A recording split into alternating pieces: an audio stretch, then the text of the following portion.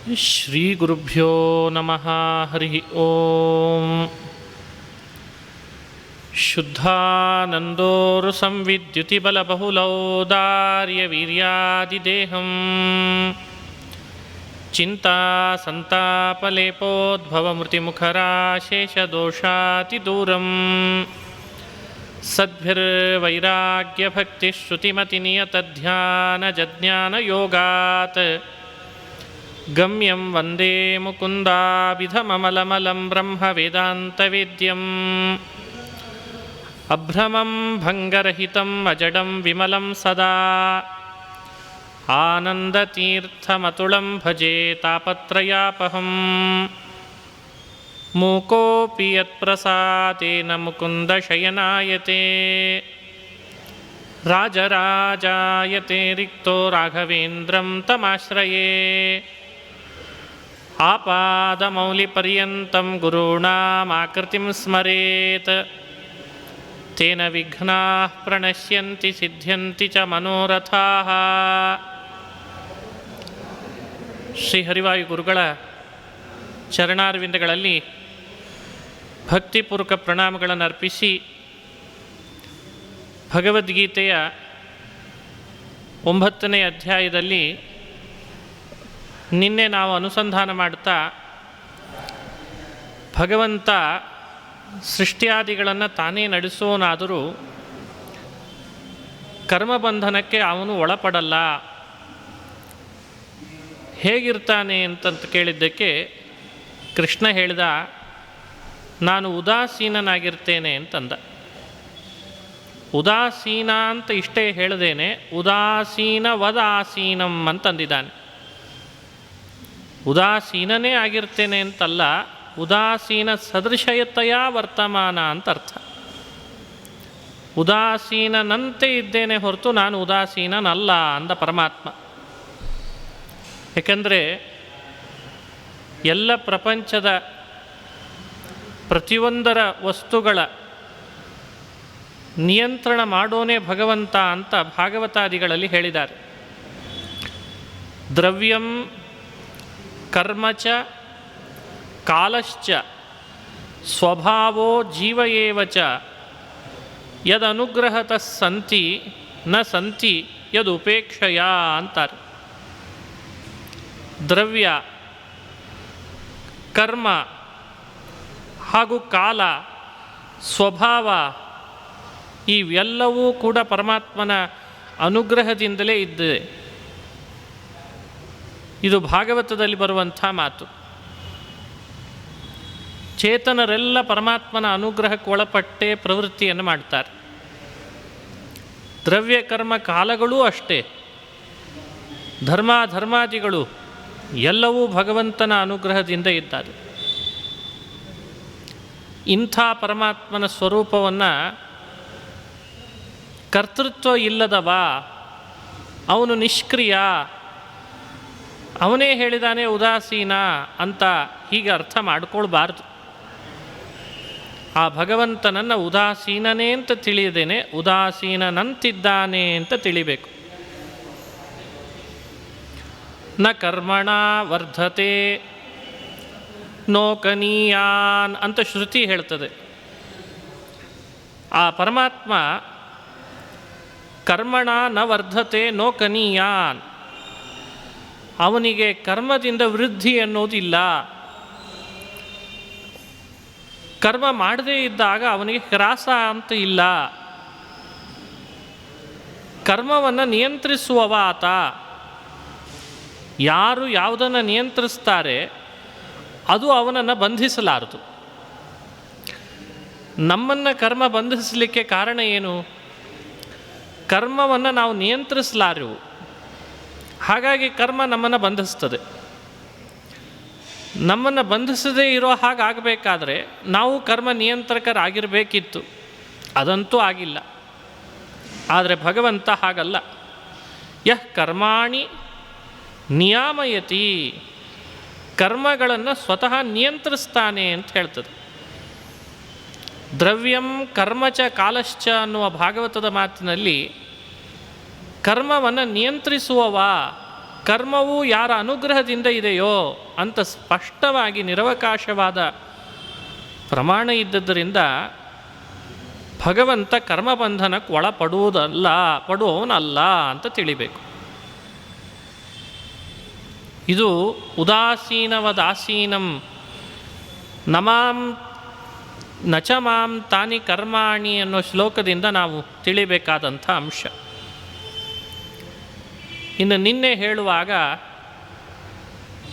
ಮತ್ತೊಂದು ವಿಷಯವನ್ನು ಪ್ರಸ್ತಾಪಪಡಿಸಿದರು. ಪರಮಾತ್ಮನೇ ಕರ್ತೃ ಅಂತ ಯಾಕೆ ಹೇಳಬೇಕು? ಪ್ರಕೃತಿಯ ಸನ್ನಿಧಾನದಿಂದ ಆತನಲ್ಲಿ ಕರ್ತೃತ್ವ ಗೌಣವಾಗಿದೆ ಅಷ್ಟೆ. ಕರ್ತೃತ್ವ ಉಪಚಾರ. ಆದರೆ ಜಗತ್ತನ್ನು ನಿಯಂತ್ರಿಸೋ ನಿಜವಾದ ಕರ್ತೃ ಪ್ರಕೃತಿನೇ. ಹೀಗೆ ಹೇಳೋಣ ಅಂತ ಒಂದು ಅಭಿಪ್ರಾಯ ಹೇಳ್ತಾರೆ ಪೂರ್ವ ಪಕ್ಷಿಗಳು. ಅದಕ್ಕೆ ಕೃಷ್ಣ ಹೇಳ್ದ, ಮಯಾಧ್ಯಕ್ಷೇಣ ಪ್ರಕೃತಿ ಸೂಯತೆ ಸಚರಾಚರಂ ಹೇತುನಾನೇನ ಕೌಂತೆಯ ಜಗದ್ವಿಪರಿವರ್ತತೆ. ಎಂಥ ಅದ್ಭುತವಾದ ಮಾತು. ನಿನ್ನೆ ಈ ಶ್ಲೋಕದ ವಿವರಣೆ ಕೊಡುವಾಗ ಅಧ್ಯಕ್ಷೇಣ ಮಯಾ ಅಂತ, ಅಧ್ಯಕ್ಷ ಶಬ್ದಕ್ಕೆ ಎರಡು ಅರ್ಥ. ಅಧ್ಯಕ್ಷ ಅಂದರೆ ಸಾಕ್ಷಾತ್ಕಾರವುಳ್ಳವ ಅಂತ. ಪ್ರಕೃತಿಯ ಬಗ್ಗೆ ಪರಿಪೂರ್ಣ ಸಾಕ್ಷಾತ್ಕಾರ ಪರಮಾತ್ಮನಿಗಿದೆ. ಅದರ ಬಗ್ಗೆ ಇಂಥ ಮಾಹಿತಿ ಅವನಿಗಿಲ್ಲ ಅಂತ ಒಂದು ವಿಷಯದಲ್ಲೂ ಹೇಳಲಾರಿವು. ಇದು ಭಗವಂತನ ಅದ್ಭುತವಾದ ವ್ಯಕ್ತಿತ್ವ. ಅಧ್ಯಕ್ಷ ಅಂತ ಕರೀತಾರೆ. ಇದು ಒಂದು ಅರ್ಥ. ಇನ್ನೊಂದು ಅರ್ಥನೂ ಕೂಡ ತಿಳಿಸಿದ್ದೆ. ಅಧ್ಯಕ್ಷ ಶಬ್ದಕ್ಕೆ ಅಧಿಪತಿ ಅನ್ನೋ ಅರ್ಥ ಇದೆ. ಅಧ್ಯಕ್ಷ ಅಧಿಪತಿ ಪ್ರೋಕ್ತಃ ಯದ್ ಅಕ್ಷಣಾಸ್ಯ ಅಕ್ಷಾಣಿ ಅಸ್ಯ ಚ ಉಪರಿ ಅಂತಂದಿದ್ದಾರೆ. ಯಾವ ಪರಮಾತ್ಮನ ಕೃಪಾ ಕಟಾಕ್ಷ ಈ ಸಮಸ್ತ ಜಗತ್ತಿಗೆ ಅತ್ಯಂತ ಅವಶ್ಯಕವೋ, ಆದ್ದರಿಂದ ಆ ಪರಮಾತ್ಮನನ್ನು ಅಧ್ಯಕ್ಷ ಅಂದರೆ ಅಧಿಪತಿ ಅನ್ನೋ ಅರ್ಥದಲ್ಲಿ ಕರೀಲಾಗ್ತದೆ. ಅವನ ಅನುಗ್ರಹ, ಅವನ ಕೃಪಾ ಕಟಾಕ್ಷ ಇಲ್ಲದಿದ್ದರೆ ಈ ಪ್ರಪಂಚದ ಸ್ಥಿತಿ ಏನಾಗಲಿಕ್ಕಿಲ್ಲ. ಅದು ಬೇಕೇ ಬೇಕು. ಅವನ ಅನುಗ್ರಹ ಬೇಕೇ ಬೇಕು. ಅವನ ಕೃಪಾ ಕಟಾಕ್ಷ ಬೇಕೇ ಬೇಕು. ಶಬ್ದ ನಿರ್ಣಯ ಅನ್ನೋ ಗ್ರಂಥವನ್ನು ಉದಾಹರಿಸಿದ್ದಾರೆ ಭಗವತ್ಪಾದರು ಅಧ್ಯಕ್ಷ ಶಬ್ದದ ವಿವರಣೆ ಕೊಡುವಾಗ. ಹಾಗಾಗಿ ಅಧಿಪತಿ ಅನ್ನೋ ಅರ್ಥದಲ್ಲಿಯೂ ಕೂಡ ಆ ಶಬ್ದವನ್ನು ವ್ಯಾಖ್ಯಾನ ಮಾಡಿಕೊಳ್ಬೇಕು. ಹೇತುನಾನೇನ ಕೌಂತೆಯ ಜಗದ್ವಿಪರಿವರ್ತತೆ.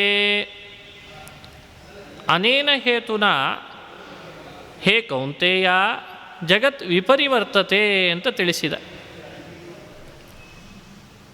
ಈ ಶ್ಲೋಕದಲ್ಲಿ ಶ್ರೀಕೃಷ್ಣ ಸ್ಪಷ್ಟಪಡಿಸ್ತಾನೆ, ಈ ಪ್ರಕೃತಿ ನನ್ನಿಂದ ಪ್ರೇರಣೆಗೊಳಪಡುತ್ತದೆ. ಈ ಪ್ರಕೃತಿಯನ್ನು ಪರಿಪೂರ್ಣ ತಿಳಿದವ ನಾನು. ನನ್ನ ಕಣ್ಣು ಮುಂದೇ ಇದಿದೆ. ಇಂಥ ಪ್ರಕೃತಿ ಚರಾಚರ ಜಗತ್ತನ್ನು ಹುಟ್ಟಿಸ್ತದೆ ಅಂದರೆ ಹುಟ್ಟಿಗೆ ಒಳಪಡದ, ಪ್ರಕೃತಿಯಿಂದ ಜನ್ಮ ಪಡೆಯದ ನಾನು ಇದನ್ನು ನಿಯಂತ್ರಿಸುವವ, ಇದನ್ನು ಪ್ರೇರೇಪಿಸುವವ ಅಂತ ಸ್ವತಃ ಕೃಷ್ಣ ಹೇಳುವಾಗ ಆ ಪರಬ್ರಹ್ಮನಲ್ಲಿ ಕರ್ತೃತ್ವ ಔಪಚಾರಿಕ ಅಂತ ವ್ಯಾಖ್ಯಾನಿಸೋದು ಸರಿಯಾಗ್ತದೆಯೇ? ಯೋಚನೆ ಮಾಡಿರಿ. ಅನೇಕ ದಾರ್ಶನಿಕರಿಗೆ ಬ್ರಹ್ಮನಲ್ಲಿ ಕರ್ತೃತ್ವ ಒಪ್ಪೋದು ಇಷ್ಟ ಇಲ್ಲ. ಕೆಲವು ಕಾರಣಗಳನ್ನು ಕೊಡ್ತಾರೆ. ಕರ್ತೃತ್ವ ಒಪ್ಪಿಬಿಟ್ರೆ ಅಸಂಗೋಹ್ಯಯಂ ಪುರುಷಃ ಅಂತ ಶ್ರುತಿಯಲ್ಲಿ ನನ್ನ ಅಸಂಗ ಅಂತ ಕರೆದದ್ದು ಸರಿ ಹೋಗಲ್ಲ, ನಿರ್ಧರ್ಮಕ ಅಂತ ಹೇಳಿದ್ದು ಸರಿ ಹೋಗಲ್ಲ, ಅದನ್ನೆಲ್ಲ ಕೂಡಿಸ್ಬೇಕು, ಅದಕ್ಕೆ ಬ್ರಹ್ಮನನ್ನು ಕರ್ತೃ ಅಲ್ಲ ಅಂತ ಅನ್ನಬೇಕು. ಹೀಗೆ ಕೆಲವು ದಾರ್ಶನಿಕರು ಹೇಳ್ತಾರೆ. ಆದರೆ ಅಸಂಗ ಶಬ್ದ, ನಿರ್ಧರ್ಮಕ, ನಿಷ್ಕ್ರಿಯ ಈ ಶಬ್ದಗಳು ವೇದದಲ್ಲಿ ಬರ್ತದೆ. ಬ್ರಹ್ಮನ ಸ್ವರೂಪವನ್ನು ಹೇಳುವಾಗಲೇ ಬರ್ತದೆ. ಆ ಶಬ್ದಗಳ ಅರ್ಥ ಬೇರೆ ಇದೆ. ಅಸಂಗ ಶಬ್ದಕ್ಕಂತೂ ಸುಲಭವಾಗಿ ತಿಳಿಯುತ್ತದೆ. ಕರ್ಮದ ಸಂಗ, ಕರ್ಮ ಫಲದ ಆಸಕ್ತಿ ಇರುವವನಲ್ಲ. ಹಾಗಾಗಿ ಅಸಂಗ ಈ ಶ್ರುತಿಯಂತೂ ಸುಲಭವಾಗಿ ಅರ್ಥೈಸ್ಕೊಳ್ಳಿಕ್ಕೆ ಬರ್ತದೆ. ಇನ್ನು ನಿಷ್ಕ್ರಿಯ, ನಿರ್ಧರ್ಮಕ ಇಂಥ ನಿರ್ಗುಣ ಶಬ್ದಗಳು ಬರ್ತದೆ ಉಪನಿಷತ್ತುಗಳಲ್ಲಿ. ಅದು ಪ್ರಾಕೃತವಾದದ್ದಿಲ್ಲ ಅನ್ನೋ ಅರ್ಥದಲ್ಲಿ ಹೇಳ್ತಾರೆ. ಇವನ್ನಿಟ್ಟುಕೊಳ್ಬೇಕೇ ಹೊರತು ಕರ್ತೃತ್ವವೇ ಇಲ್ಲ ಅನ್ನೋ ಅರ್ಥವನ್ನು ಮಾಡಬಾರ್ದು. ಕರ್ತೃತ್ವ ಪರಮಾತ್ಮನಲ್ಲಿ ಸ್ವತಃ ಇದ್ದೇ ಇದೆ, ಸ್ವತಃ ಕರ್ತೃತ್ವ ಇದೆ, ಅದು ಮಾಯಿಕನೂ ಅಲ್ಲ. ಹೀಗೆ ಭಗವಂತನ ಕರ್ತೃತ್ವವನ್ನು ವಿಶೇಷವಾಗಿ ಅನುಸಂಧಾನ ಮಾಡಿಸ್ತಾನೆ ಶ್ರೀಹರಿ. ಮಯಾಧ್ಯಕ್ಷೇಣ ಪ್ರಕೃತಿ ಸೂಯತೆ ಸಚರಾಚರಂ ಹೇತುನಾನೇನ ಕೌಂತೆಯ ಜಗದ್ವಿಪರಿವರ್ತತೆ. ನಿನ್ನೆ ಮಾಡಿಕೊಂಡಂಥ ಪ್ರಶ್ನೆಗೆ ಉತ್ತರ ಕೊಟ್ಟಂತಾಯಿತು.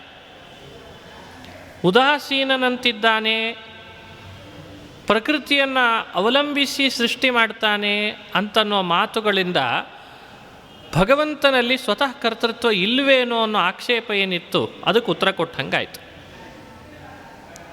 ಉದಾಸೀನನಂತಿದ್ದಾನೆ ಎಂದ ಮಾತ್ರಕ್ಕೆ ಉದಾಸೀನನೇ ಅಲ್ಲ.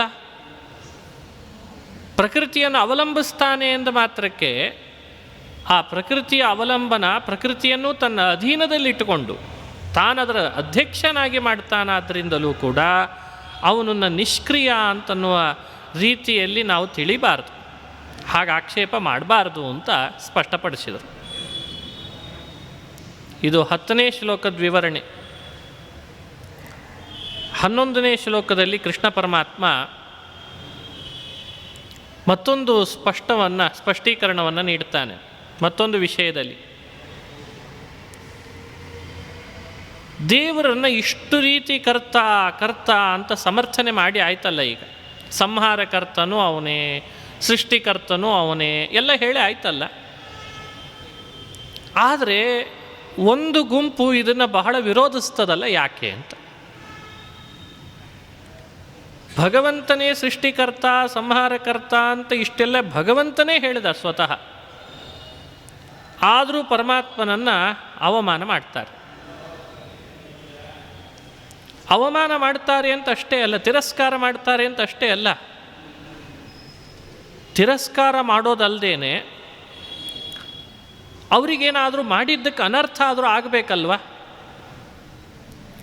ಅಂಥ ಅನರ್ಥ ಆಗ್ತದೆ ಅಂತ ಯಾವುದೂ ಕಾಣ್ತಾ ಇಲ್ಲ. ಅಷ್ಟೇ ಅಲ್ಲದೆ ಅನರ್ಥ ಆಗದೇ ಇದ್ದದ್ರಿಂದ ಕೆಲವರು ತಮ್ಮನ್ನೇ ಕರ್ತ ಅಂಥೇಳಿ ಘೋಷಣೆ ಮಾಡ್ಕೊಳ್ತಾರೆ. ದೇವರೇನು ಕರ್ತ, ನಾನೇ ಕರ್ತ ಅಂತ.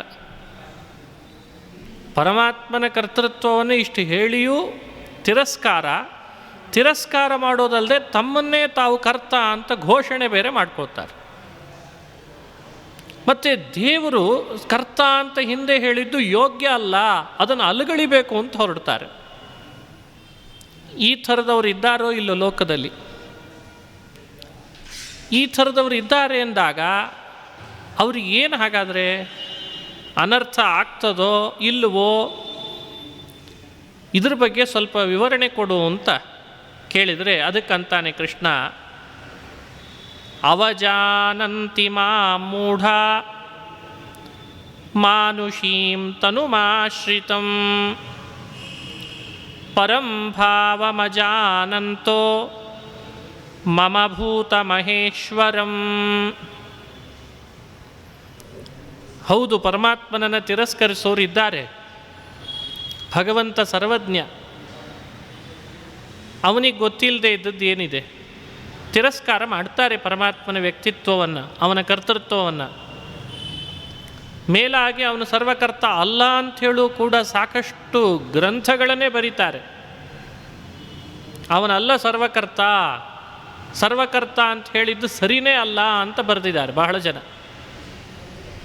ಅದಕ್ಕೆ ದೇವರಂದ, ಅವಜಾನಂತಿ ಮಾಂ ಮೂಢಾಃ ಮಾನುಷೀಂ ತನುಮಾಶ್ರಿತಂ ಅಂತಂದ.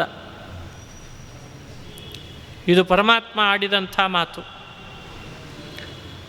ಮೂಢಾಃ ಮಾಂ ಮಾನುಷೀಂ ತನುಮಾಶ್ರಿತಂ, ನಾನು ಮನುಷ್ಯರ ಮಧ್ಯದಲ್ಲಿ ಅವತರಿಸಿ ಬರ್ತೇನೆ, ಮನುಷ್ಯ ದೇಹದೊಳಗೆ ಅಧಿತಿಷ್ಠಿತನಾಗ್ತೇನೆ ತಿಳಿದಿದ್ದಾಗ ಅದು ಇವನು ಒಬ್ಬ ನಮ್ಮಂತೆ ಅಂತ ಭಾವಿಸ್ತಾರೆ. ಅವಜಾನಂತಿ ಒಂದರ್ಥ ಮಾಡ್ತಾರೆ. ಮಾನುಷೀಂ ತನುಮಾಶ್ರಿತಂ ಅಂತಂದರೆ ಮನುಷ್ಯ ದೇಹ ಅಧಿತಿಷ್ಠಿತ, ಭಗವಂತ ಮನುಷ್ಯ ದೇಹದೊಳಗಿದ್ದಾನೆ ಅಂತ ಹೇಳಿ ಮೂಢರ ಭ್ರಾಂತಿಗೆ ಪರಮಾತ್ಮ ವಿಷಯನಾಗ್ತಾನೆ. ಎಲ್ಲರಿಗಿರುವಂತೆ ಇವನಿಗೊಂದು ದೇಹ ಬಂದಿದೆ ಅಷ್ಟೆ, ಇವಂದೇನು ಹೆಚ್ಚಿಂದ ಅಲ್ಲ. ಮನುಷ್ಯ ಶರೀರ, ಕೈ ಇದೆ, ಕಾಲಿದೆ, ಕಣ್ಣಿದೆ, ನಮಗಿಲ್ವೇ, ಇವಂದೇನು ಹೆಚ್ಚಿಂದು, ಹೀಗೆ ಅವನ ಬಗ್ಗೆ ತಾತ್ಸಾರ ಮಾಡ್ತಾರೆ. ಇನ್ನೂ ಒಂದು ಹೇಳ್ತಾನೆ ಕೃಷ್ಣ, ಪರಂಭಾವಮಜಾನಂತಹ ಮಮ ಭೂತ ಮಹೇಶ್ವರಂ. ಪರಂಭಾವಂ ಅಜಾನಂತಹ ಅಂದ ಕೃಷ್ಣ ಪರಮಾತ್ಮ. ನನ್ನೊಳಗೆ ಇರುವಂತಹ ನನ್ನ ಸರಿಯಾದ ವ್ಯಕ್ತಿತ್ವವನ್ನು ತಿಳಿಯದೇ ಹೋಗ್ತಾರೆ. ಪರಂಭಾವಂ ಅಂತನ್ನೋ ಶಬ್ದದಿಂದ ಭಗವಂತನ ನಿಜವಾದ ಉತ್ತಮ ಸ್ವರೂಪ ಅಂತ ಅರ್ಥ. ಅದನ್ನು ತಿಳಿಯದೇನೆ ಭೂತಮಹೇಶ್ವರಂ, ಭೂತಮಹೇಶ್ವರಂ ಅನ್ನೋ ಶಬ್ದವನ್ನು ಪರಮಾತ್ಮ ಆಡ್ತಾನೆ. ಅದನ್ನು ಯೋಚನೆನೂ ಮಾಡದೆ, ಯಾರು ಏನು ಎತ್ತ ಅಂತನ್ನೋದ್ರ ಬಗ್ಗೆ ವಿವೇಕನೇ ಇಲ್ಲದೇನೆ ಸದಾ ವಿದ್ಯಮಾನಂ ಮಹಾಂತಂ ಭೂತಂ ಈಶ್ವರಂ ಗುಣಪರಿಪೂರ್ಣಂ ಅಂತ ಅರ್ಥ. ಯಾವಾಗಲೂ ಇರುವವ ಹಾಗೂ ಎಲ್ಲರನ್ನು ನಿಯಂತ್ರಿಸುವವ, ಅತ್ಯುತ್ತಮ ಗುಣಪೂರ್ಣ ಅಂಥ ಪರಮಾತ್ಮನ ನಿಜವಾದ ಸ್ವರೂಪ, ಯಥಾರ್ಥವಾದ ಸ್ವರೂಪ, ಅದನ್ನು ಅವಜಾನಂತಿ, ಅಜಾನಂತಹ ಅವಜಾನಂತಿ. ಇವನು ಕಡಿಮೆ, ಇವನು ಕಡಿಮೆ ಅಂತ ತಿಳಿತಾರೆ ಅಂತಂದ ಭಗವಂತ. ದೇವರನ್ನೇ ಕಡಿಮೆ ಅಂತ ತಿಳಿತಾರೆ ಅಂತನ್ನೋದ್ರ ವಿವರಣೆಯನ್ನು ಈ ಶ್ಲೋಕದಲ್ಲಿ ಕೊಡ್ತಾನೆ ಶ್ರೀಹರಿ. ತಾಮಸ ಪ್ರಕೃತಿಯವರು ಅಂತ ವಿವರಣೆ ಹೇಳ್ತಾರೆ. ತಾಮಸ ಸ್ವಭಾವದವರು ಅಂತ ಇರ್ತಾರೆ, ಅವರು ಅಂಥ ಕೆಲಸವನ್ನು ಮಾಡ್ತಾರೆ. ಇಲ್ಲಿ ತನುಮಾಶ್ರಿತಂ ಅನ್ನೋದಕ್ಕೆ ಒಂದರ್ಥ ಮಾನುಷ ದೇಹ ಅಧಿತಿಷ್ಠಿತ ಅಂತ ಒಂದರ್ಥ. ಜೀವನು ಹೇಗೆ ಮನುಷ್ಯ ದೇಹದಲ್ಲಿದ್ದಾನೋ ಅಧಿತಿಷ್ಠಿತನೋ ಹಾಗೆ ದೇವರನ್ನು ತಿಳಿಯೋದು. ಅಥವಾ ಮನುಷ್ಯ ದೇಹ ಸಾದೃಶ್ಯೇನ ಪ್ರತೀಯಮಾನಾಂ ತನು, ಮನುಷ್ಯ ದೇಹಕ್ಕೆ ಸದೃಶವಾದ ಶರೀರ, ಸಾದೃಶ್ಯೇನ ಪ್ರತೀಯಮಾನವಾದ ಶರೀರ, ಅದನ್ನು ಆಶ್ರಯಿಸಿದ್ದಾನೆ. ಇದರಿಂದ ಏನಾಯಿತು?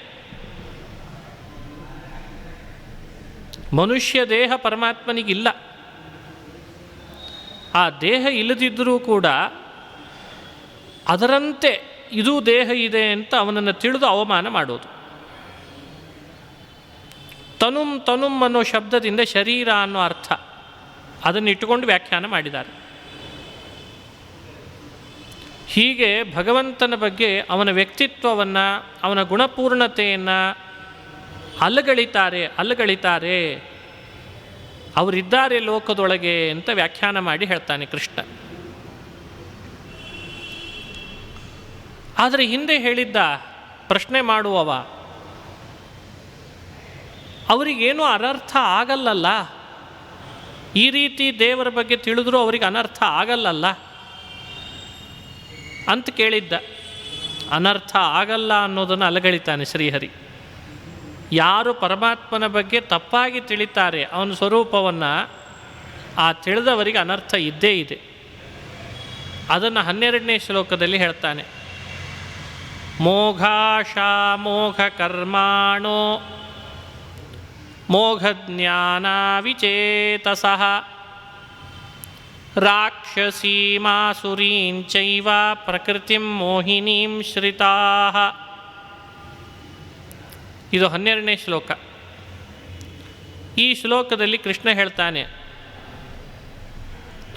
ಅನರ್ಥ ಇಲ್ಲ ಅಂತ ತಿಳಿಬೇಡ, ಅನರ್ಥ ಇದೆ ಅಂತ ಹೇಳ್ತಾನೆ. ಏನು ಅನರ್ಥ ಆಗ್ಬೋದು?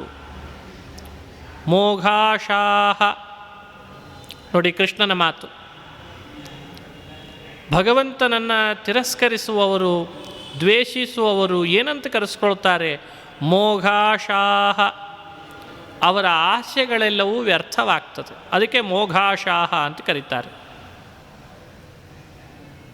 ಭಗವಂತನನ್ನು ದ್ವೇಷ ಮಾಡುವವರು ಏನೇನು ಆಶಿಸ್ತಾರೆ ಅದು ಯಾವುದೂ ಕೂಡ ಆಗಲ್ಲ. ಸಂಪತ್ತು ಬರಬಹುದು, ಆಮುಷ್ಮಿಕವಾದದ್ದು ಸ್ವಲ್ಪ ದಿವಸ ಬಂದಂತೆ ಆಗಿ ಮತ್ತೆ ಕೈ ಕೊಟ್ಟು ಹೋಗ್ತದಂತೆ. ಯಾವುದೂ ಸಿಗಲ್ಲ ಅಂಥೇಳಿ ಅಭಿಪ್ರಾಯ. ಮೊದಲು ಸ್ವಲ್ಪ ಸಿಕ್ಕಂತಾಗಿರ್ತದೆ ಯಾವುದೋ ಕರ್ಮವಶಾತ್, ಅದು ಕೈ ತಪ್ಪಿ ಹೋಗಿಬಿಡ್ತದೆ. ಯಾಕೆಂದರೆ ಭಗವಂತನನ್ನು ತಿರಸ್ಕರಿಸಿದರ ಫಲ ಅದು. ಮೋಘ ಕರ್ಮಾಣಃ ಮೋಘಜ್ಞಾನಾಃ ವಿಚೇತಸಃ. ಎಂಥ ಎಚ್ಚರಿಕೆ ಕೊಡ್ತಾನೆ ಶ್ರೀಹರಿ. ಅವರು ಏನೇ ಕಾರ್ಯಗಳನ್ನು ಮಾಡಿದರೂ ಕೂಡ ಅದು ವ್ಯರ್ಥವೇ. ಮೋಘ ಕರ್ಮಾಣಃ ಅಂತ ಕೃಷ್ಣ. ಅವರೇನೇ ಕರ್ಮ ಮಾಡ್ತಾರೆ ಅಂತಿದ್ರೂ ಅದು ವ್ಯರ್ಥವೇ ಆಗ್ತದೆ. ಮೋಘಜ್ಞಾನಾಃ. ಜ್ಞಾನ ಅದು ಮೋಘವಾಗ್ತದೆ ಅಂತದ್ದು. ಏನು ಹಾಗಂದರೆ ಜ್ಞಾನ ಮೋಘ ಆಗೋದು ಅಂದರೆ ಏನರ್ಥ? ತತ್ವವಿಷಯಕವಾದ ತಿಳುವಳಿಕೆ ವ್ಯರ್ಥ ಆಗ್ತದೆ ಅಂತ ಅರ್ಥ. ಅದರದ್ದು ಸ್ಪಷ್ಟೀಕರಣ ಕೊಟ್ಟಿದ್ದಾರೆ. ಬ್ರಹ್ಮರುದ್ರಾದಿ ಭಕ್ತಿ ಕೆಲವರು ಮಾಡ್ತಾ ಇರ್ತಾರೆ, ಆದರೆ ಪರಮಾತ್ಮನನ್ನು ತಿರಸ್ಕಾರ ಮಾಡ್ತಿರ್ತಾರೆ. ಆ ರೀತಿ ಮಾಡಿದರೂ ಕೂಡ ಅವರಿಗೆಂದೂ ಮತ್ತೆ ಉತ್ಪತ್ತಿ ಆಗಲ್ಲ ಭಗವಂತನ ತತ್ವಜ್ಞಾನ. ಓಂ ಸರ್ವಥಾಪಿತು ತಯೇವ ಉಭಯಲಿಂಗಾತ್ ಅಂತ ಒಂದು ಸೂತ್ರದಲ್ಲಿ ಈ ವಿಷಯವನ್ನು ತಿಳಿಸ್ತಾರೆ.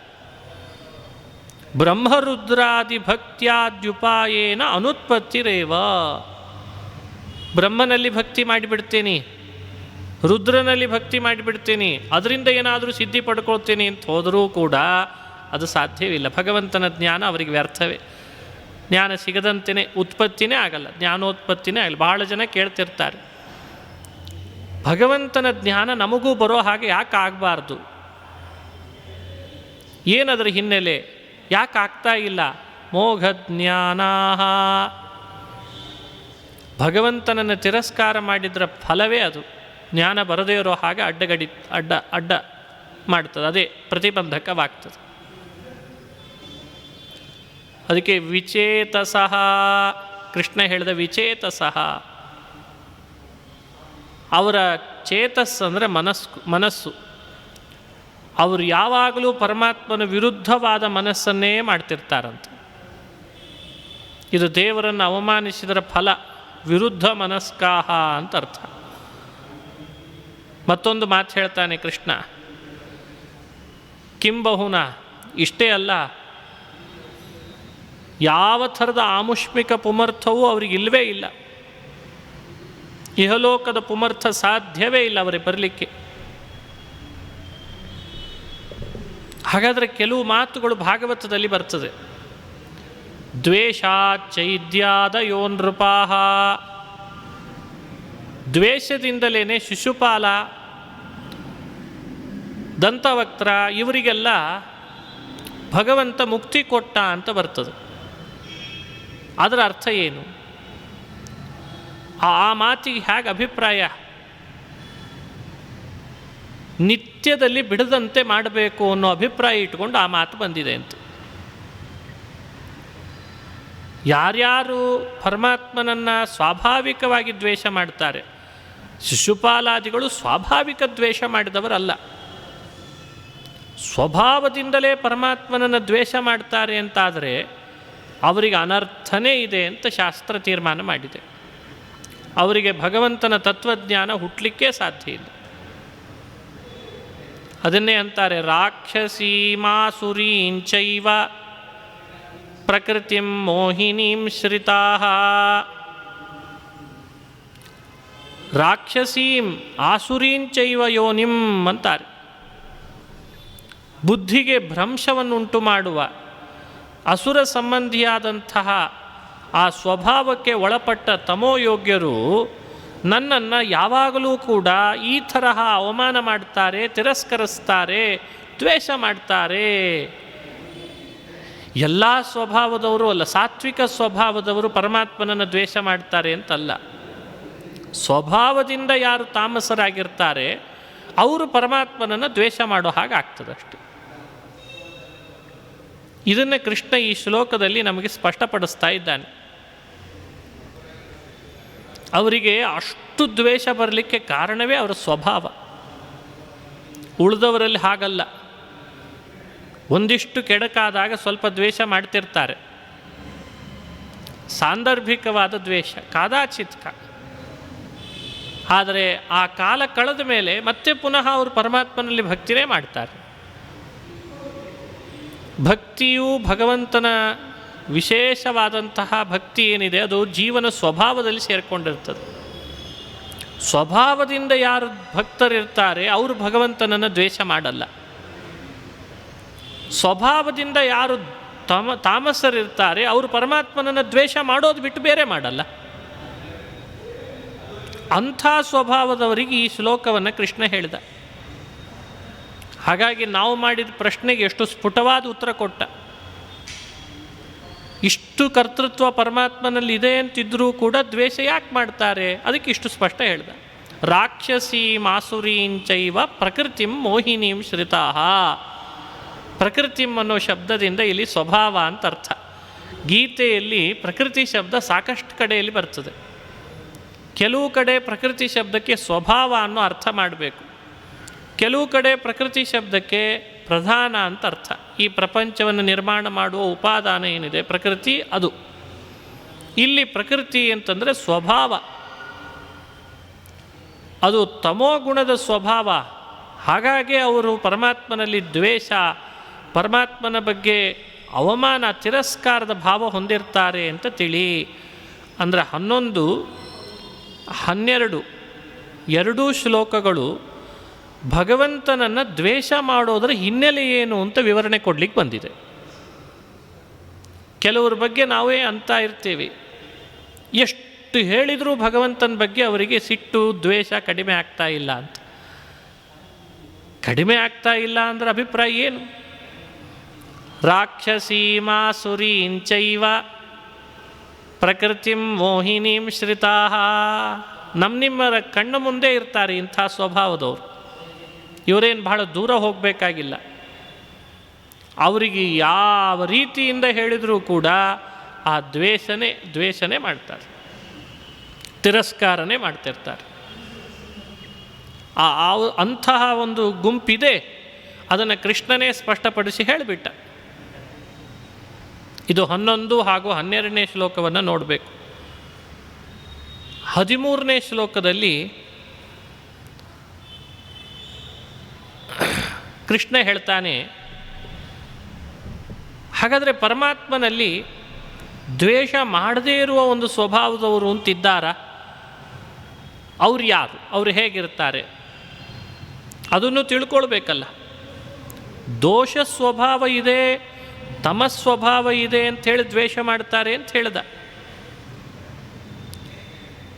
ಎರಡು ರೀತಿಯಾಗಿರಬೇಕು. ದೋಷಿತ್ವದಿಂದಲೇ ಅವಮಾನ ಮಾಡ್ತಾರೆ ಅಂತನೋ ಹ್ಯಾಕೆ ತಿಳ್ಕೊಳ್ಬೇಕು?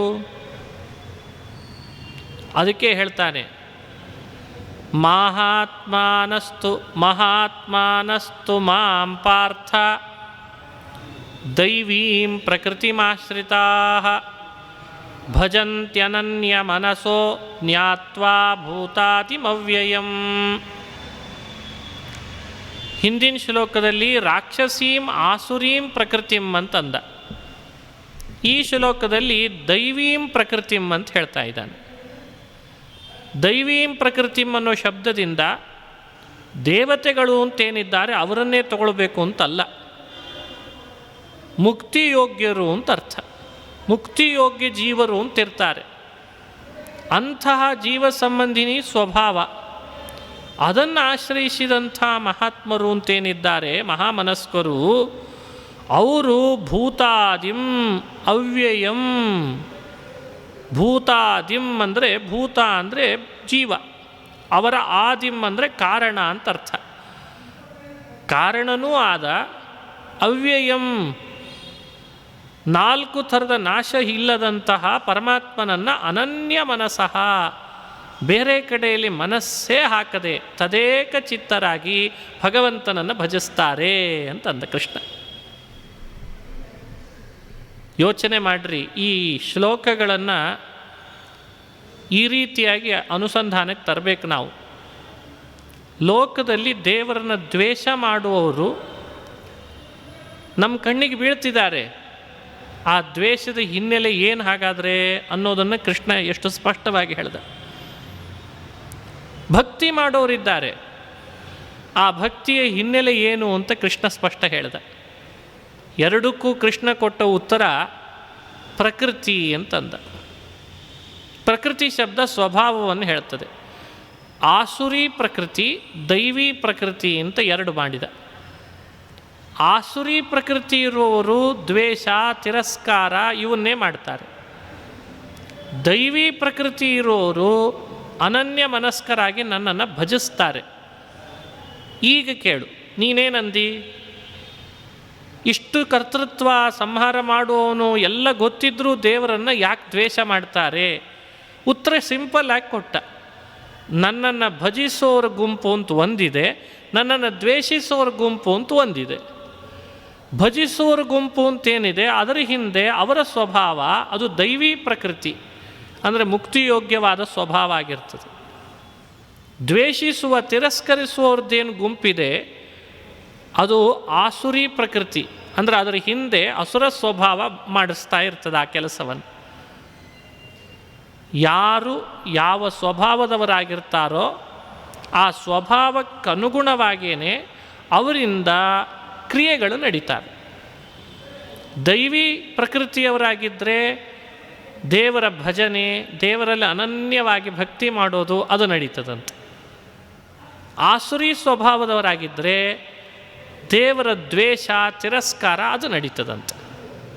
ಹೀಗೆ ದೈವಿ ಪ್ರಕೃತಿ, ಆಸುರಿ ಪ್ರಕೃತಿ ಎನ್ನುವ ವ್ಯವಸ್ಥೆಯನ್ನು ಮನಸ್ಸಿನಲ್ಲಿಟ್ಟುಕೊಂಡು ಕೃಷ್ಣ 12 ಹಾಗೂ 13ನೇ ಶ್ಲೋಕದೊಳಗೆ ನಮಗೆ ನಾನಾ ಕಡೆಯಲ್ಲಿ ನೋಡುವಾಗ ಎಷ್ಟು ಹೇಳಿದರೂ ದ್ವೇಷ ಮಾಡ್ತಾರಲ್ಲಪ್ಪ ಇವರು ಅಂತ ಅನಿಸಿದರೆ ಕೃಷ್ಣನ ಮಾತು ನೆನಪಿಸ್ಕೊಳ್ಬೇಕು.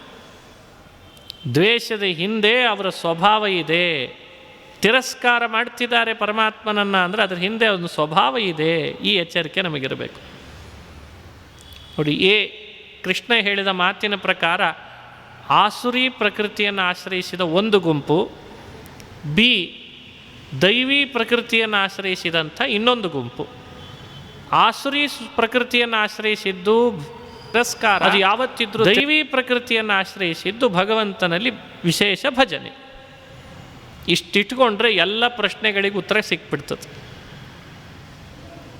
ಇನ್ನೊಂದು ಪ್ರಶ್ನೆ, ಭಗವಂತನನ್ನು ಅನನ್ಯ ಮನಸ್ಕರಾಗಿ ದೈವಿ ಸ್ವಭಾವದವರು ಭಜನೆ ಮಾಡ್ತಾರೆ, ಏನು ಹಾಗಂದರೆ ಭಜನೆಯ ಪ್ರಕಾರ ಹೇಗೆ ತಿಳ್ಕೊಳ್ಬೇಕಲ್ಲ. ಅದನ್ನೇ ಕೃಷ್ಣ 14ನೇ ಶ್ಲೋಕದಲ್ಲಿ ಹೇಳ್ದ. ಸತತಂ ಕೀರ್ತಯಂತೋ ಮಾಂ ಯತಂತಶ್ಚ ದೃಢವ್ರತಾಃ ನಮಸ್ಯಂತಶ್ಚ ಮಾಂ ಭಕ್ತ್ಯಾ ನಿತ್ಯಯುಕ್ತ ಉಪಾಸತೆ. ಇದು ಎಂಥ ಮಾತು! ದೇವರ ಭಜನೆ ದೈವಿ ಪ್ರಕೃತಿಯವರು ಹೇಗೆ ಮಾಡ್ತಿರ್ತಾರೆ ಅದನ್ನು ಸ್ಪಷ್ಟಪಡಿಸ್ತಾನೆ. ಹೀಗೂ ತಿಳ್ಕೊಳ್ಬೋದು, ಇಷ್ಟು ರೀತಿ ಪರಮಾತ್ಮನ ಭಜನಾ ಪ್ರಕಾರದೊಳಗೆ ಸೇರಿಕೊಂಡಿದ್ದಾರೆ, ಯಾವುದಾದ್ರೂ ಒಂದು ಥರದ ಪ್ರಕಾರದ ಭಜನೆಯನ್ನು ಮಾಡ್ತಿದ್ದಾರೆ ಅಂದರೂ ಎಲ್ಲೋ ಒಂದು ಕಡೆಯಿಂದ ಅವರ ಸ್ವಭಾವವನ್ನು ನಾವು ದೈವಿ ಸ್ವಭಾವ ಅಂತ ಗುರುತಿಸ್ಕೊಳ್ಳಿಕ್ಕಾಗ್ತದಂತೆ. ಯಾರ ಸ್ವಭಾವ ಏನು ಅಂತ ಗುರುತಿಸ್ಕೊಳ್ಬೇಕು ಅಂತ ಇರ್ತದೆ. ನಮ್ಮ ಸ್ವಭಾವ ಏನು ಅಂತ ಗುರುತಿಸ್ಕೊಳ್ಬೇಕಲ್ಲ. ಇದೊಂದು ಉಪಾಯ.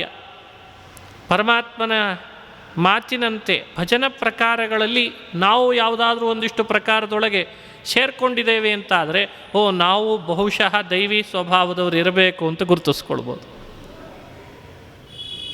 ಯಾವಾಗಲೂ ನಮ್ಮ ಮನಸ್ಸು ದೇವರ ಬಗ್ಗೆ ತಿರಸ್ಕಾರ, ಅವಮಾನ, ದ್ವೇಷ, ಅವನು ಏನು ಮಾಡಿದರೂ ಸರಿ ಇಲ್ಲ ಅನ್ನೋದೇ ಯಾವಾಗಲೂ ಮನಸ್ಸಿನಲ್ಲಿ ಬರ್ತಾ ಇದೆ ಅಂದರೆ ರಾಕ್ಷಸೀಂ ಆಸುರೀಂ ಪ್ರಕೃತಿಂ ಅದನ್ನು ತಿಳ್ಕೊಳ್ಬೋದು. ನೋಡಿ ಎಷ್ಟು ಕೃಷ್ಣನ ಮಾತಿನಲ್ಲಿ ನಮಗೆ ಅರ್ಥ ತಿಳಿತದೆ. ನಾವು ಯಾರು, ನಾವು ಏನಾಗಿರಬಹುದು, ನಿಧಾನ ಆಲೋಚನೆ ಮಾಡಿದರೆ ಸ್ಪಷ್ಟ ಗೊತ್ತಾಗ್ತದೆ. ಆ ಭಜನದ ಪ್ರಭೇದ ನೋಡ್ರಿ. ಸತತಂ ಕೀರ್ತಯಂತಹ, ಯಾವಾಗಲೂ ಪರಮಾತ್ಮನನ್ನು ಕೃಷ್ಣ ಕೃಷ್ಣ ಕೃಷ್ಣ ಅಂತ ಬಿಟ್ಟು ಬಿಡದಂತೆ ಮಾಡ್ತಾ ಇರ್ತಾರೆ ಸಂಕೀರ್ತನವನ್ನು. ಇದು ಒಂದು ಭಜನೆಯ ಪ್ರಕಾರದಲ್ಲಿ ಸೇರ್ತದೆ. ಯತಂತಶ್ಚ ದೃಢವ್ರತಾಃ, ಯತಂತಶ್ಚ ಭಗವಂತನ ಪೂಜೆ ಆಗಬೇಕು, ಅದು ಬಿಡೋ ಹಾಗಿಲ್ಲ, ಏನೇ ಬರಲಿ ಪ್ರತಿಬಂಧಕ ಅಂತ ಅವನ ಪೂಜೆ ಮಾಡೋ ವಿಷಯದೊಳಗೆ ಪ್ರವೃತ್ತಿ ಮಾಡ್ತಿರ್ತಾರೆ, ಯತ್ನ ವಿಶೇಷವಾಗಿ ಮಾಡ್ತಾರೆ. ಯತಂತಹ ಅಂದರೆ ಪ್ರಯತ್ನಶೀಲರಾಗ್ತಾರೆ. ಊಟದಲ್ಲಿ ಪ್ರಯತ್ನಶೀಲತೆ ಇದೆ ತಾನೇ ನಮಗೆಲ್ಲ. ನಿದ್ರೆಯಲ್ಲಿ, ಸ್ನಾನದಲ್ಲಿ, ಅಲ್ಲಲ್ಲಿ ಮಾಡುವ ವಾಕಿಂಗ್, ಇವುಗಳಲ್ಲೆಲ್ಲ ನಾವು ಯತಂತಹ ಪ್ರಯತ್ನ ಮಾಡ್ತೇವಲ್ವೇ. ಹಾಗೆ ಪರಮಾತ್ಮನನ್ನು ಭಜನೆ ಮಾಡೋದು, ಪೂಜೆ ಮಾಡೋದು, ಅವುಗಳಲ್ಲಿ ಅವರ ಪ್ರವೃತ್ತಿ ನಡೀತಾ ಇರ್ತದಂತೆ. ಇದು ಒಂದು.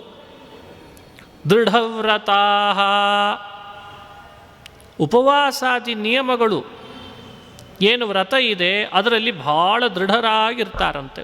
ಬಿಡಲ್ಲ ಅದನ್ನು. ಬಿಡಬಾರ್ದು ಉಪವಾಸ, ದೇವರು ಪ್ರೀತನಾಗ್ತಾನಪ್ಪ. ಹೀಗೆ ಅನೇಕರ ಮನಸ್ಸಿನೊಳಗೆ ಆ ಥರದ್ದು ದೇವರ ಭಜನೆಯ ಪ್ರಕಾರದಲ್ಲಿ ಅದನ್ನೂ ಮಾಡ್ತಾರೆ. ನಮಸ್ಯಂತಶ್ಚ ಮಾಂ ಭಕ್ತ್ಯ ನಿತ್ಯಯುಕ್ತ ಉಪಾಸತೆ. ನಿತ್ಯಯುಕ್ತ,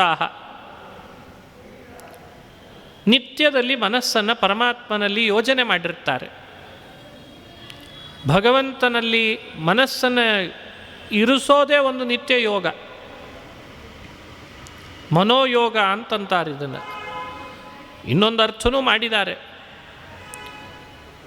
ಕರ್ಮಜ್ಞಾನ ಉಪಾಯಗಳನ್ನು ನಿತ್ಯಯುಕ್ತಾ, ನಿತ್ಯಂ ಕರ್ಮಜ್ಞಾನೋಪಾಯವಂತಹ ಅನ್ನೋ ಅಭಿಪ್ರಾಯ ಹೇಳ್ತಾರೆ.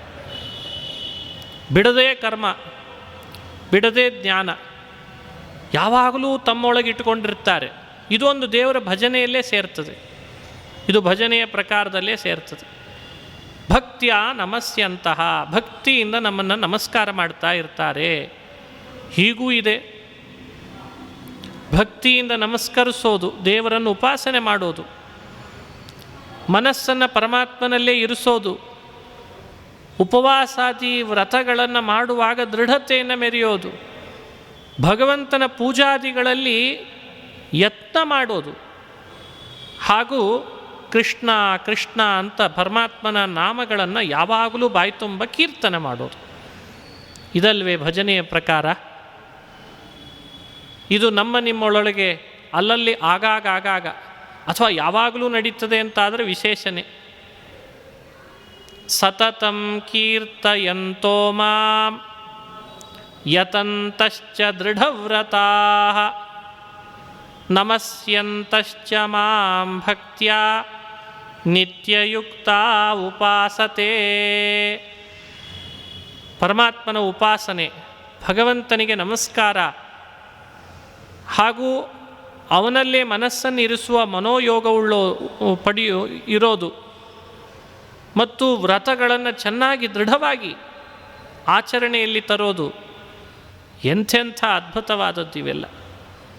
ಇವುಗಳು ನಮ್ಮೊಳಗಿತ್ತು ಅಂತಾದರೆ, ಆ ಭಗವಂತನ ಭಜನೆ ಮಾಡುವ ಇಂಥ ಪ್ರಭೇದಗಳು ಇತ್ತು ಅಂತಾದರೆ ದೈವೀ ಪ್ರಕೃತಿಯವರು ಅಂತ ಗುರುತಿಸ್ಕೊಳ್ಳಿಕ್ಕೆ ಬರ್ತದೆ ಅಂತಂತಾನೆ ಕೃಷ್ಣ. ದೈವೀ ಪ್ರಕೃತಿಯನ್ನು ಗುರುತಿಸೋ ಪದ್ಧತಿನೇ ಇದು. ನಮಗಿದು ಬರಲ್ವೇ? ಇದು ನಮ್ಮಿಂದ ಅಸಾಧ್ಯ ಅಂತ ಅನ್ನಿಸ್ತದೆ ಈ ಭಜನೆ. ಸತತಂ ಕೀರ್ತಯಂತಹ, ಇದನ್ನು ನಾವು ಅಭ್ಯಾಸದಲ್ಲಿ ತರಬಹುದಲ್ವ? ಯಾವಾಗಲೂ ಒಳಮನಸ್ಸು ಭಗವಂತನ ವಿಶೇಷವಾದಂಥ ರೂಪಗಳನ್ನು ಸ್ಮರಣೆಗೆ ತಂದುಕೊಂಡು ಬಾಯಲ್ಲಿ ಏನೇ ಮಾತಾಡ್ತಾ ಇದ್ದರೂ ಕೊನೆಗೊಳ್ಳುವಾಗ ಒಂದು ಭಗವಂತನ ನಾಮದಿಂದ ಕೊನೆಗೊಳಿಸಿದರೆ ಹರಿ, ಕೃಷ್ಣ, ನಾರಾಯಣ, ಅಚ್ಯುತ, ಅನಂತ, ಗೋವಿಂದ, ಯಾವುದೇ ಮಾತು ಬಾಯಲ್ಲಿ ಬರ್ತದೆ ಅಂತಾದರೆ ಮಾತು ಆಡೋಣ, ಕೊನೆಗೊಳಿಸುವಾಗ ದೇವರ ನಾಮದಿಂದ. ಅದು ದೇವರ ಕೀರ್ತನೆಯೇ ಅಲ್ವೇ? ಅಥವಾ ಪ್ರಾರಂಭ ಮಾಡುವಾಗ, ಯಾರ್ದಾದ್ರೂ ಜೊತೆಯಲ್ಲಿ ಮಾತು ಪ್ರಾರಂಭ ಮಾಡುವಾಗ ಮಾತಾಡಲೇಬೇಕು. ಲೋಕದಲ್ಲಿ ಎಲ್ಲರೊಟ್ಟಿಗೆ ವ್ಯವಹಾರ ನಡೀಲೇಬೇಕು.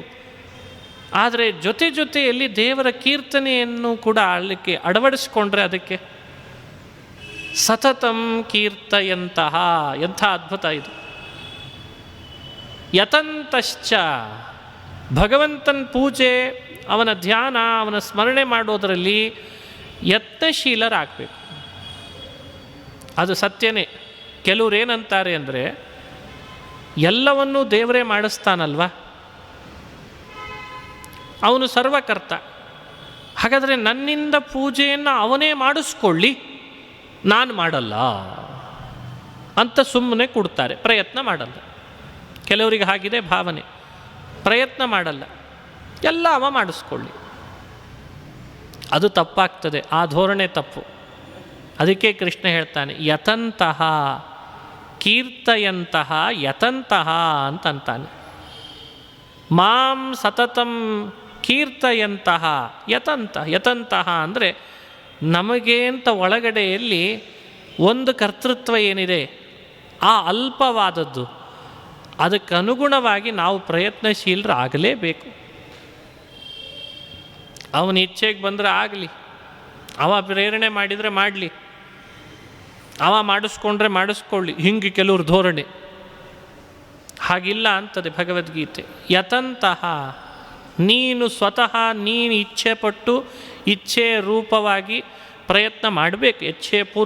ಇಚ್ಛಾಪೂರ್ವಕ ಪ್ರಯತ್ನ ಮಾಡಬೇಕು. ಅಂದರೆ ಪರಮಾತ್ಮ ಅದ್ರ ಹಿಂದೆ ಮತ್ತಷ್ಟು ಪ್ರೇರಣೆ ಮಾಡ್ತಾನೆ, ಮಾಡು, ಮುಂದುವರಿಸು ಅಂತಾನೆ.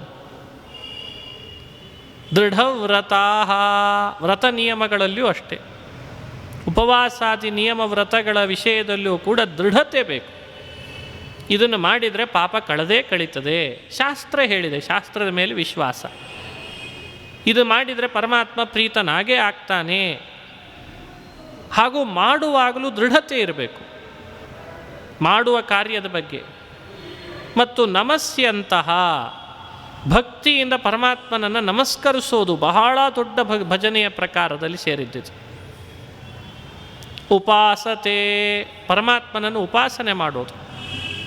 ಹೀಗೆ ಭಜನೆಯ ಪ್ರಭೇದಗಳನ್ನು 14ನೇ ಶ್ಲೋಕದಲ್ಲಿ ಅನುಸಂಧಾನ ಮಾಡಿಸ್ತಾನೆ. ಇದನ್ನು ಬಹಳ ವಿಸ್ತಾರವಾಗಿ ಹೇಳಲಿಕ್ಕಿದೆ. ಇವತ್ತು ಸ್ವಲ್ಪ ಸಮಯದೊಳಗೆ ಪ್ರಸ್ತಾಪ ಮಾಡಿದ್ದೇನೆ, ಮತ್ತು ಮುಂದಿನ ಉಪನ್ಯಾಸದಲ್ಲಿ ಮುಂದುವರಿಸೋಣ ಅಂತ ಹೇಳ್ತಾ 9ನೇ ಅಧ್ಯಾಯದ 14ನೇ ಶ್ಲೋಕದ ತನಕ ಮಾಡಿದ ಈ ಪ್ರವಚನವನ್ನು ಉಪಸಂಹಾರ ಮಾಡ್ತಾ ಇದ್ದೇನೆ. 14ನೇ ಶ್ಲೋಕದ ವಿವರಣೆಯನ್ನು ಮತ್ತೆ ಮುಂದೆ ನೋಡೋಣ ಅಂತ ಹೇಳ್ತಾ, ಶ್ರೀಕೃಷ್ಣಾರ್ಪಣಮಸ್ತು. ಹರಯೇ ನಮಃ, ಹರಯೇ ನಮಃ.